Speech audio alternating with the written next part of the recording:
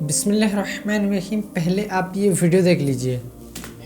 میں بات کرتے کرتے مجھے یاد آیا ہے مس مسکین نے بھی کافی لوگوں کو ایسی تحریریں لکھ کے دی. ان میں سے آج ایک ماسٹر صاحب بیٹھے, ماسٹر یاسین کھڑا ہو, اس کے پاس میرا رکا ہے, میں نے اس کو لکھ کے دیا ہوا ہے. کم از کم 8 سال ہو گئے ماسٹر جی, 8 سال ہو گئے. ماسٹر بیمار تھا, اس کی حالت بڑی نازک تھی. یہ ماسٹر موت و حیات کی کشمکش میں تھا. ڈاکٹر حکیم کوئی علاج سمجھ نہیں آ رہا تھا. مجھے پتہ لگا ہمارا پرسنگی ہیں بڑے پیار والے, میں اس کی عیادت کرنے 55 اوڈا والے میں چلا گیا. اس کی عیادت کی. یہ بیچارہ بڑا پریشان, دل برداشت تھا. میں کہ ماسٹر پریشان نہ ہو, تو مردہ نہیں حالے.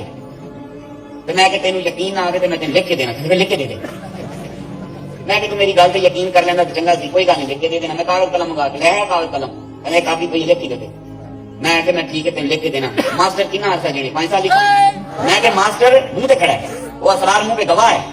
میں کہ ماسٹر خدا کی قسم جنی لکھ کے دیں گا, ایک دن پہلے مر جاؤں میں ذمہ دار بیٹھا, میں ذمہ دار ہوں. بندہ تھوڑے سامنے, گواہ بھی سامنے بیٹھے, میں لکھ کے دینا. 5 سال لکھا, کہنے ایسے کرے 10 سال کر دے. میں کہ ماسٹر لکھا 10 سال, کہنے آپ ایسے کرو 15 کر دو. میں کہ ماسٹر جی 15 سال لکھا, کہنے 20 کر دے. جب 20 میں لکھنے لگا, میں کہ چلو 20, کہنے 25 کر دے. میں کہ ماسٹر سوچ لیں, ایک گل تین دس دینا, 25 سال جینے کا آخر بہت ہونے, 30 سال جینے تا ہی مرنے, ٹھیک ہے نا. 25 سال لکھوائے میرے خیال, 20 سال لکھوائے, 20 سال جناب انہیں ماسٹر جی لکھوائے. وہ تھلے میں لکھا, میں مسکین خواجہ محمد یوسف نقشبندی اللہ دی رحمت نو سامنے رکھ کے یہ زبان دے رہے ہیں کہ یہ 20 سال جیندہ رہے, مالک دی عمر برکت دے دے, تو کرم فرما. یہ لکھے دی لاج رکھی, تھلے سین کر کے جتنا میں کہ ماسٹر پڑھ, ہوں تین کچھ نہیں ہوتا. خدا دی قسم ہے, آج کچھ کل کچھ, یہ ماسٹر چھالا مارتا. 8 سال زندگی بیتی کھڑا ہے, وہ کھڑا ہے. السلام علیکم, کیسے ہیں آپ لوگ؟ امید ہے کہ آپ سب خیر و عافیت سے ہوں گے. تو میرے بھائیو, دیکھا آپ نے مولوی صاحب کا یہ دعویٰ کہ میں نے جتنا دن تک لکھ کے لیا ہے, میں نے جتنا دن تک لکھ کے دیا ہے, اگر اس سے پہلے مر جائے تو مجھے آ کے پکڑ لینا. نعوذ باللہ. میرے بھائیو, اللہ سبحانہ و تعالیٰ کے بعد ایسا کون دعویٰ کر سکتا ہے کہ میں نے جتنا دن لکھ کے دے دیا اتنا دن بچے گا اور اس سے پہلے بھی نہیں مرے گا؟ نعوذ باللہ. تو میرے بھائیو, یہ جو موت کا وقت ہے, کیا اسے کوئی بھی ٹال سکتا ہے؟ آئیے اس کا کمپلیٹلی جواب آج سنتے ہیں انجینئر محمد مرزا صاحب سے. آپ ویڈیو کو کمپلیٹ تک ضرور دیکھیے تاکہ آپ کو پوری بات سمجھ میں آئے. بنا کسی تاخیر کے اللہ کا نام لے کے شروع کرتے ہیں. تو بات یہاں پہ پہنچی تھی کہ وہ کافر کہہ رہے تھے, کہ وہ جو منافقین تھے, کہ اگر ہم لوگ میدان جنگ میں نہ جاتے تو یوں قتل تو نہ ہوتے, یعنی ہمارے ساتھی. قُلْ لَوْ كُنْتُمْ فِي بُيُوتِكُمْ, اے نبی سے فرماؤ اگر تم اپنے گھروں میں بھی ہوتے نا, لَبَرَزَ الَّذِينَ كُتِبَ عَلَيْهِمُ الْقَتْلُ إِلَى مَضَاجِعِهِمْ, اگر تمہاری موت لکھی ہوئی ہوتی نا تو تم خود گھروں سے نکل کر اپنی مقتل گاہوں کی طرف آ جاتے, کھچے چلے آتے اپنی موت کی جگہ پر. لہذا یہ ایکسکیوز نہیں ہے کہ ہم وہاں جاتے نا تو نہ مرتے. سورۃ النساء میں آیا, تم اپنے آپ کو مضبوط قلعوں میں بھی بند کر لو نا, موت تمہیں وہاں بھی آ کر رہے گی. موت کو کون ٹال سکتا ہے؟ آپ دیکھیں, لوگ اتنی سوفسٹیکیٹڈ لائف گزارتے ہیں, اتنا مہنگا مہنگا علاج کرواتے ہیں, مارے جاتے ہیں. کتنے لوگ جوانی میں ہی مارے گئے ہیں جن کے لیے مہنگے سے مہنگا علاج بھی اویلیبل تھا, کیونکہ موت کو کوئی نہیں ٹال سکتا. تو یہ بہانہ کہنا کہ جی ہمارے ساتھی اس لیے قتل ہو گئے احد میں کہ وہ میدان جنگ میں گئے تھے منافقین کی طرف سے, تو حالانکہ ان سے کوئی ہمدردی نہیں ہوگی, صرف آپ صلی اللہ علیہ وآلہ وسلم کے اصحاب کا حوصلہ پست کرنے کے لیے اس قسم کے وہ بکواسات کرتے تھے. تو اللہ تعالیٰ فرماتا ہے اگر تمہاری موت مقدر ہوتی تم بھی اپنی مقتل گاہوں کی طرف کھینچے چلے آتے. وَلِيَبْتَلِيَ اللَّهُ مَا فِي صُدُورِكُمْ, اللہ تعالیٰ تو آزمانا چاہتا تھا اس واقعے سے احد کے ذریعے جو تمہارے سینوں میں چھپا ہوا ہے. تو منافقت بھی تو ظاہر ہوگی نا. عبداللہ ابن مسعود کا قول ہے کہ اللہ کی قسم غزوہ احد سے پہلے مجھے کوئی کہتا نا, میں قسمیاں کہوں کہ حضور کے ساتھیوں میں کوئی منافق نہیں ہے, تو میں قسم اٹھا کے کہتا. لیکن میں تو حیران ہو گیا کہ ان 1000 میں سے 300 لوگ عبداللہ ابن ابی کے ساتھ علیحدہ ہو گئے, ہمارے اندر ہی چھپے ہوئے تھے, یعنی ہمارے اندر ہی نعرے مارتے تھے, جب موقع آیا تو نکل گئے. اللہ تعالیٰ تمہارے سینوں میں چھپا ہوا اللہ تعالیٰ ظاہر کرنا چاہتا تھا, آزمانا چاہتا تھا. وَلِيُمَحِّصَ مَا فِي قُلُوبِكُمْ, اور تمہارے دلوں میں جو میل کچیل ہے نا اس کو اللہ تعالیٰ صاف فرمانا چاہتا تھا. ظاہر ہے جی جب آپ قربانی دیتے ہیں نا تو اس قربانی سے پھر نکھار تو آتا ہے. اب کئی اصحاب جو حضور کو چھوڑ کے چلے گئے پھر بعد میں واپس آئے تو اللہ تعالیٰ نے اس آزمائش سے گزار کے ان کو پاک صاف کیا. ان کو بھی اندازہ ہو گیا کہ یار یہ قربانی دینا مشکل کام ہے, یہ نعرہ لگانا تو آسان ہے, غلامی رسول میں موت بھی قبول ہے, لیکن جب موت سامنے آئے نا تو پھر مشکل کام ہو جاتا ہے. واللہ علیم بذات الصدور, اور اللہ تعالیٰ خوب جانتا ہے جو کہ ان کے سینوں میں چھپے ہوئے راز ہیں. صحیح مسلم میں تقدیر والے چیپٹر میں کتاب القدر چیپٹر میں آخری حدیث یہ ہے, حضرت ابو ہریرہ کو حضور نے نصیحت کی تھی صلی اللہ علیہ وآلہ وسلم, اے ابو ہریرہ اپنے لیے جو نفع مند چیز ہے اس کے لیے کوشش کرو, سستی نہ کرنا اور کاہلی نہ کرنا, پوری ایفرٹ پٹ کر دینا. اس کے باوجود اگر تمہارے خلاف نتیجہ نکلے تو کبھی یہ نہ کہنا کہ میں یہ کر لیتا تو یہ ہو جاتا, میں وہ کر لیتا تو وہ ہو جاتا. یہ اگر مگر شیطان کا دروازہ کھول دیتا ہے. اور اس میں یہ بھی الفاظ ہے کہ سستی نہ کرنا, کاہلی نہ کرنا, اور اس کے بعد اللہ سے مدد طلب کرنا. پھر بھی تمہارے خلاف رزلٹ آئے پھر یہ نہ کہنا کہ اگر یہ کر لیتا تو یہ ہو جاتا, تو وہ کر لیتا تو وہ ہو جاتا. پھر کہنا جو اللہ کی مرضی وہ یہی ہونا تھا. لیکن یہ نہیں ہے کہ ایک بندہ خالی پیپر دے آئے اور دعائیں کرواتا رہے, اس طرح نہیں. سستی نہ کرنا, کاہلی نہ کرنا, اور اپنے لیے نفع مند چیز کے لیے زور لگا دینا پورا. تو اسی طریقے سے جب ایک لیڈر نے ایک ڈیسیژن کیا, اس کے بعد اگر کوئی اس کے رزلٹ غلط نکلے ہیں تو اس پہ یہ نہیں کہنا چاہیے, جبکہ وہ لیڈر بھی رسول اللہ ہوں صلی اللہ علیہ وآلہ وسلم, جن کو اللہ کی طرف سے وحی کی تائید بھی حاصل ہو. حضور کو تو خیر پہلے بھی بتا دیا گیا تھا.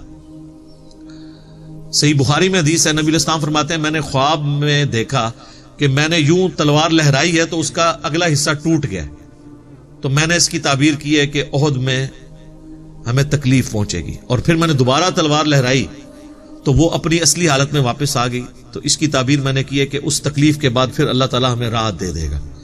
ظاہر ہے کہ پھر الٹیمیٹلی شکست جو ہے وہ فتح شکست میں بدلی, اور پھر شکست سے دوبارہ سے سروائیول تو کم از کم ہوگی. اگرچہ کئی انصاری اصحاب جو ہیں وہ شہید ہوئے, مدینے کا کوئی گھر نہیں بچا تھا جس میں میت نہ ہو.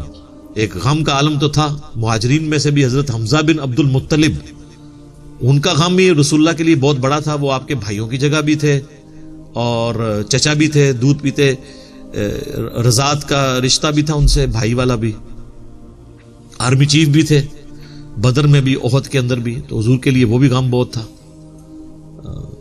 حضرت حمزہ بن عبد المطلب کا غم اتنا بڑا غم تھا کہ صحیح بخاری میں ایک پورا چیپٹر ہے غزوہ احد کے چیپٹر کے اندر نا, اس کا عنوان ہی ہے حضرت حمزہ بن عبد المطلب کی شہادت. اور اس میں وہ لمبی حدیث ہے وحشی کے بارے میں. دو تابعین جو ہے وہ وحشی کو ملنے کے لیے جاتے ہیں, وہ شام میں شفٹ ہو چکے ہوتے ہیں, اور ان سے جا کے حضرت حمزہ کا قتل کے بارے میں پوچھتے ہیں. تو وحشی بتاتے ہیں کہ جی میری یعنی ڈیوٹی لگائی گئی تھی جبیر بن مطعم کی طرف سے. خیر وہ جبیر بن مطعم بعد میں وہ بھی مسلمان ہو گئے, وہ بھی صحابی ہیں.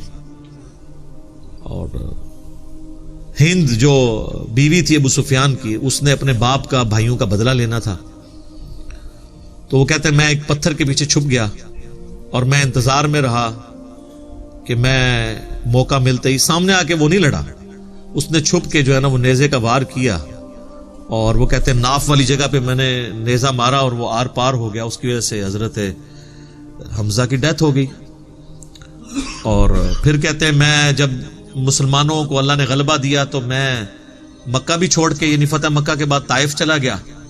طائف میں نے سکونت اختیار کر لی, تو بالآخر طائف میں بھی اسلام پہنچ گیا, وہاں کے قبائل نے بھی اسلام قبول کر لیا. چاروں نہ چار میرے پاس کوئی حل نہیں تھا. تو مجھے میرے ساتھیوں نے کہا کہ رسول اللہ معاف کرنے والے ہیں, تم حضور کے سامنے پیش ہو, اللہ تعالیٰ تمہاری غلطی معاف کر دے گا. تو میں بھی ان لوگوں کے ساتھ چلا گیا.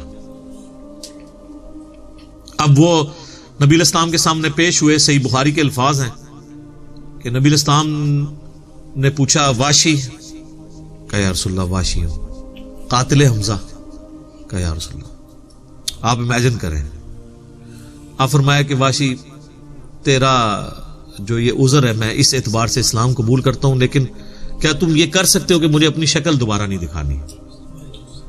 اچھا یہ حضور کا ہی حوصلہ تھا، ادروائز تو اس کا گھاٹا اترنا چاہیے تھا، ٹھیک ہے، کیونکہ اب جب کہ غلبہ اسلام کا ہو گیا اس کے بعد اسلام قبول کرنا، لیکن حضور کی شفقت تھی۔ لوگ اگلے جملے کو تو دیکھتے ہیں کہ حضور نے کہا مجھے شکل نہیں دکھانی، اور وہ یعنی سمجھتے ہیں کہ شاید حضور نے سختی کی ہے یا ایک فنیٹک اپروچ ہے، ایسا نہیں ہے۔ آپ دیکھیں کسی کی جان بخشی ہو گئی ہے، یہ چھوٹی بات ہے۔ تو اس پہ میں اکثر جملہ بولا کرتا ہوں کہ چچا سے زیادہ انسان کو اپنی اولاد سے محبت ہوتی ہے۔ قاتلین حسین جو ہیں، قاتلین حسن ہیں، ان کے ساتھ قیامت کے دن رسول اللہ کا کیا ایٹیچیوڈ ہوگا ایز کمپیئر ٹو قاتلین حمزہ ابن عبد المطلب۔ کوئی شخص دنیا میں کہہ سکتا ہے کہ جی مجھے اپنے چچا سے اپنی اولاد سے بھی بڑھ کے محبت ہے، تو اس کا تو ذہنی توازن بگڑا ہو تو لادہ بات ہے، یا جھوٹ بول رہا ہوگا۔ تو یہ کربلا جو ہے یہ کوئی چھوٹی چیز نہیں میرے بھائیوں، اور اس سے یہ بھی پتا چلا کہ غم کبھی بھی ہلکا نہیں ہوتا۔ فتح مکہ کے بھی بعد کی یہ بات ہے، یعنی حضرت حمزہ کی شہادت کو کم از کم 5 سال تو گزر چکے تھے۔ 3 ہجری میں غزوہ احد ہوئی ہے اور 8 ہجری میں فتح مکہ، اس کے بھی بعد کا واقعہ ہے یہ، 8 کا بھی ہو سکتا ہے 9 کا بھی، چلو کم از کم بھی 5 سال۔ کسی نے حضور کو مشورہ نہیں دیا کہ سوگ تو 3 دن تک ہوتا ہے، لیکن یہ سوگ حمزہ نہیں تھا، یہ غم حمزہ تھا۔ ہم اختلاف کرتے ہیں سوگ حسین سے، غم حسین تو قیامت تک جاری رہے گا، جس میں یہ پیٹنے والا ماتم والا معاملہ نہ ہو، بلکہ حسین علیہ السلام کی اس دعوت کو یاد کیا جائے۔ خیر حضرت وحشی کہتے ہیں، ظاہر ہم تو ان کا احترام سے نام لیں گے، صحابی تو ہیں، وہ کہتے ہیں کہ مجھے پوری زندگی اس بات کا غم تھا اور میں اللہ سے دعا کرتا تھا کہ اللہ مجھ سے نہ کوئی بڑا کام کروانا ہے۔ تو بخاری کے الفاظ ہیں، وہ کہتے ہیں جب مسیلمہ کذاب نے دعوی نبوت کیا تو میں نے اللہ سے دعا مانگی کہ اللہ میں نے اسلام کے سب سے بہترین شخص کو قتل کیا تھا، یعنی حمزہ کو، اس میں کوئی شک نہیں ہے، میرا تو اجتہاد ہے۔ اگر حضور کی وفات کے وقت حضرت حمزہ زندہ ہوتے نا تو پہلا خلیفہ حضرت حمزہ نے بننا تھا، کیونکہ خلفائے راشدین جب موجود تھے، جب تک خلیفہ راشد نہیں وہ بنے تھے ابو بکر عمر عثمان و علی، ان کی موجودگی میں بھی حضور نے اپنا آرمی چیف حضرت حمزہ کو بنایا ہوا تھا۔ بدر میں حضرت ابو بکر عمر عثمان و علی میں سے تو کوئی نہیں تھا حضور کی طرف سے آرمی چیف، یا حضور ظاہر ہے حضور علیہ السلام کو تو میدان جنگ میں وہ نہیں آنے دیتے تھے، خیمہ پیچھے لگاتے تھے۔ احد میں تو چونکہ کافر آپ کے خیمے تک پہنچ گئے نا، اس لیے پھر آپ کو فرنٹ سے لیڈ کرنا پڑا، ادروائز بدر و احد میں آپ خود آگے جا کے نہیں لڑے۔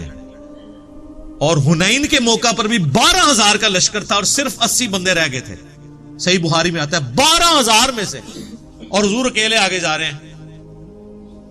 اور پھر آپ کی دلیری کی وجہ سے آپ نے، بخاری کے الفاظ ہیں، آپ نے زمین سے یوں مٹھی بھری مٹی کی اور یوں کافروں کی طرف بھیجی، اور قرآن میں اس کا ذکر ہے وَمَا رَمَيْتَ إِذْ رَمَيْتَ وَلَكِنَّ اللَّهَ رَمَى۔ اے نبی جب تم نے وہ کنکریاں پھینکی تھی وہ تم نے تو نہیں پھینکی تھی، وہ تو اللہ نے پھینکی تھی۔ بس وہ مبارک ہاتھوں کی برکت تھی، جب آپ نے یوں مٹی پھینکی تو سامنے جو قبیلہ حوازن کے لوگ جن کے تیروں کا مقابلہ کوئی نہیں کر سکتا تھا، ہر ایک کی آنکھ تک وہ کنکر پہنچا، اور وہ اندھے ہو گئے، اور حضور فرنٹ سے لیڈ کرتے ہوئے انا النبی لا کذب، میں نبی ہوں اس میں کوئی شک نہیں، میں عبد المطلب کا بیٹا ہوں اس میں کوئی شک نہیں۔ یہ آپ علیہ السلام یہ اشعار پڑھتے ہوئے آگے گئے۔ تو نبی صلی اللہ علیہ وآلہ وسلم کے لیے حمزہ ابن عبد المطلب کی بڑی اہمیت تھی۔ تو اب واشی کہتا ہے جب مسیلمہ کذاب نے دعوی نبوت کیا تو میں نے اللہ سے دعا مانگی۔ دیکھیں اللہ تعالیٰ سب کی دعائیں سننے والا ہے، اور میں نے کہا یا اللہ مجھے موقع دے، میں اسلام کے بہترین شخص کو میں نے قتل کیا ہے تو میں اسلام کے بدترین دشمن کو بھی میں ہی قتل کروں۔ دیکھیں اسلام کا بدترین دشمن وہی ہو سکتا ہے نا جس نے دعوی نبوت کیا ہو اور مسلمانوں کی جمعیت توڑ دی ہو اس وقت میں جب حضور کی ڈیتھ ہو چکی ہے، لیڈر جا چکا ہے، اور پیچھے مینجمنٹ کو کمزور کرنے والی بات ہے ہزاروں لوگوں کا مرتد ہو جانا۔ تو وہ کہتے ہیں کہ میں جب جنگ یمامہ کے لیے ندا کی گئی تو میں بھی اس لشکر میں شامل ہوا، اور میں نے اپنے وہی نیزہ جس سے حضرت حمزہ کو مارا تھا، سر عمر سیریز میں انہوں نے یہ سین فلمائے ہیں، وہ نکالا اور اللہ سے مانگا اور کہتے ہیں میں نے دیکھا کہ وہ گھنگریالے بالوں والا جو ہے وہ اونٹ کی رنگت کا اس کا جسم وہ دیوار کے ساتھ ٹیک لگائے ہوئے کھڑا ہے. تو میں نے پوچھا کہ وہ مسیلمہ کذاب کون سا ہے؟ تو انہوں نے بتایا یہ ہے. انہوں نے دور سے اس کو مارا, ان کا نشانہ تو بڑا زبردست تھا, تو وہ مارا گیا اور گر پڑا زمین کے اوپر اس نیزے کے وار سے. پھر ایک انصاری صحابی نے آگے بڑھ کے اس کی گردن کاٹ دی. تو پھر وہ کہتے تھے کہ مجھے اللہ سے امید ہے کہ اللہ تعالیٰ اس نیکی کی برکت سے میری وہ غلطی معاف کر دے گا. ٹھیک ہے, ویسے تو اسلام لانے ہی غلطی معاف کر دیتا ہے. صحیح مسلم میں حدیث ہے کہ ایمان لانا پچھلے کے گناہوں کو معاف کر دیتا ہے, لیکن سر کچھ گناہ بہت بڑے لیول کے ہوتے ہیں, اس کے لیے بہت بڑے لیول کی نیکی چاہیے ہوتی ہے اس کی کمپنسیشن کے لیے. چونکہ حضور بھی تو اس اعتبار سے تو حضرت واشی حضور کے سامنے نہیں آتے تھے نا, اور یہ کتنی بڑی ان کے لیے تکلیف دہ چیز تھی کہ جس نبی کا کلمہ پڑھا ہے وہ کہہ رہے ہیں مجھے شکل نہیں دکھانی. آپ اس تکلیف کو سوچ سکتے ہیں. ہاں اب میں یہ سمجھتا ہوں, اللہ سے امید کرتا ہوں کہ قیامت والے دن حضرت واشی حضور کے سامنے اس اعتبار سے پیش ہو سکتے ہیں کہ مجھ سے یہ غلطی ہوئی تو یا رسول اللہ دیکھیں آپ کے سب سے بڑے دشمن کو بھی میں نہیں قتل کیا. تو یہ بہت بڑی سعادت ان کو ملی. رضی اللہ عنہم اجمعین وعلیہم السلام. صلاۃ بر محمد وآل محمد. اللہم صلی علی محمد وعلی آل محمد واصحابہ اجمعین الی یوم الدین.